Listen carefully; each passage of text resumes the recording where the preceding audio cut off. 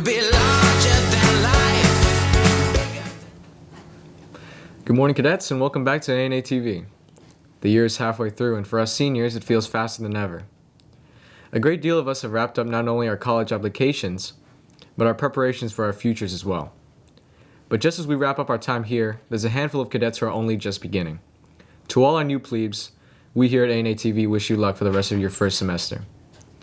And for our returners, if you see one of our new cadets struggling, please help them out. Today we have a story on a particular cadet on campus and a story highlighting the opioid epidemic in America. Please enjoy.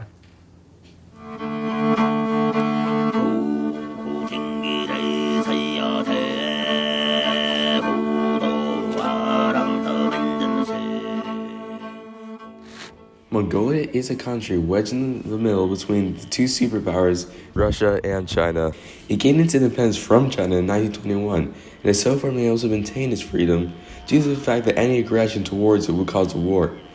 Mongolia is sometimes referred to as the land of the blue sky, for its unique landscapes and clear sky. The most famous Mongolian was Genghis Khan, a warrior and ruler of genius who is best known for unifying the Mongolian steppe under a massive empire. Its capital, Ulaanbaatar, is home to almost half of Mongolia's population. Khangarid is a Mongolian and is currently attending Army and Navy Academy. Khan arrived in the summer of 2021 and spent the last 6 months in the United States. He's so far been learning English and enjoying American culture and traditions. At the same time, he is trying to adjust to his new life. Disciplining myself and getting into a time management and practice, school, and our company, our teamwork. We spoke to a teacher who has worked with Khan since the beginning. Incredible cadet in my international program and on campus. You see him just adjusting so well to studying in the United States, excelling in academics and leadership and athletics as well. So happy to have him part of our school. And you could tell right away that he was not only invested in studying here in Army Navy, but he wanted to always do his best. I think that's very admirable of an international student. So yes, very happy to have him in our program from Mongolia. Despite his good experience here, he still misses many aspects of home. My family, my friends, and mostly I miss my bed. And I miss about my traditional foods. Khan's traditional food, korhog, is a Mongolian barbecue dish made by cooking meat and vegetables in a pot and adding rocks to allow even cooking on both sides and a unique texture. This cooking style is designed to aid survival in the harsh seas. Khan has also been very active in sports, playing JV football and now playing for varsity basketball. Khan is known for being one of the more athletic cadets on campus. However, this has not always been the case. I tried to go to the basketball team, but I was too little and I was too fat, and then I didn't make it. Now, however, is a whole different story. Well, this is my first time playing a team sport, like a team sport that I'm playing in a season. I'm practicing with coach. I'm practicing official practice. I like the kids. I like the team vibe in the locker room. They joke around, they mess around, and even on the practice, how they support you. And yeah. Khan is a good example of how a foreign student can succeed here at the Academy. For ANA TV, this is Julian DeGraft and Barb Hartunian. Thank you, Julian. Next up is Owen Turner, covering some aspects of the opioid epidemic in America. A new study out shows there may be gross underreporting of opioid-related deaths, meaning the opioid crisis may be far worse than initially thought. New data is highlighting the alarming rise in drug overdose deaths in the U.S. The growing death toll is a sign that this is not a temporary crisis, but a long-term health emergency for the country.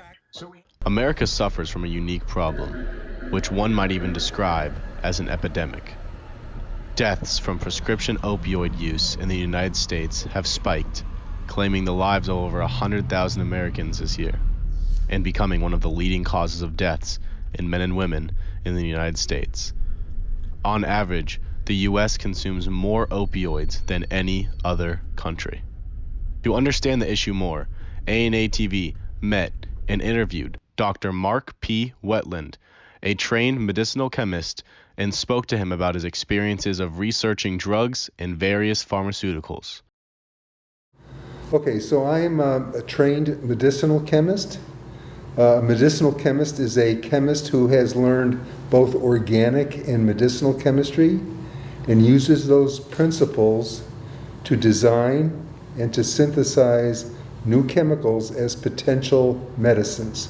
Dr. Wetland began his career at Sterling Winthrop after graduating from Rice University with a doctorate in organic chemistry. Today, he brought light to more information regarding the opioid epidemic. The opioids can be prescription drugs that have gone into illicit use, they shouldn't be doing it, or about non-pharmaceutical opioids that go into use, for example, like heroin. There are other effects of opioids. One is they cause constipation, which can be severe, and they cause euphoria, which is good and bad, and they cause respiratory depression. So when people take opioids, they breathe less often. If they take a high dose of opioids, they breathe so less often that they die. And they have to tend to that person immediately if it's fentanyl, because fentanyl acts so quickly that it can kill a person before they even remove the needle from their arm. These physicians who were doing this illegally, they were making a fortune. They encouraged the use of opioids for things that they should not have encouraged them for. In 2020, Purdue reached a settlement worth almost $8.3 billion, while admitting they knowingly and intentionally conspired and agreed with others to aid and abet doctors prescribing medication without a legitimate medical purpose. Were doing something illegal because they were writing things without really fully understanding the patient's problem.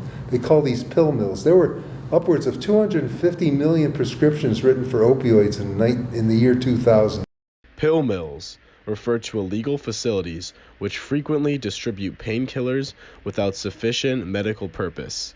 Dismantling pill mills was a considerable step in the right direction, but there remains a great deal of work to be done to curb the epidemic as a whole. The number of deaths only seem to increase, with over 100,000 Americans having died from opioid use this year alone. The solution, if any, has yet to arise. Despite that, we at ANA TV suggest individuals to donate to an organization concerned with opioid crisis relief. Throughout working on this project, I have learned of the atrocities that the opioid epidemic has caused our nation. While interviewing Mark P. Wetland, I got a broader idea and picture of just how many people that this epidemic has affected and will affect. For ANA TV, I am Owen Turner. Thank you for watching. My name is Lauren Sue, and this was ANA TV.